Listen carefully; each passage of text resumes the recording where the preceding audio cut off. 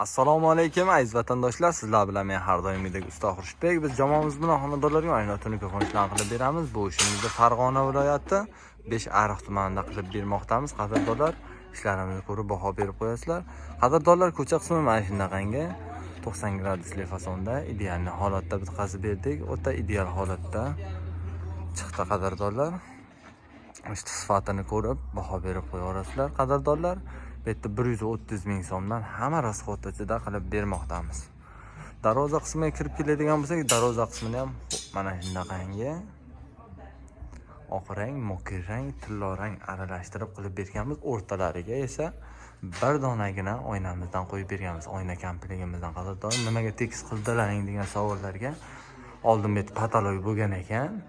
Darvozamiz mana shunaqangi nima desam, to'singa qo'yilgan ekan qadrdonlar.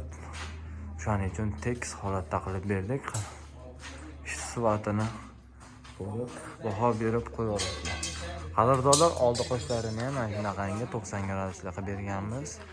Oldi qoshlarini ham mana shunaqangi ideal holatda qilib bermoqdamiz. Tarmoqlarimiz esa 1 metrini 60 ming so'mdan hamma rasxodda qilib berganmiz qadrdonlar.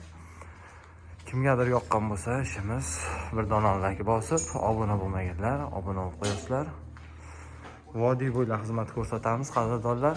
Vodiydan tashqariga ham chiqilyapti. Vodiydan tashqariga ham xudo xolasa chiqib ideal holatda qilib beramiz.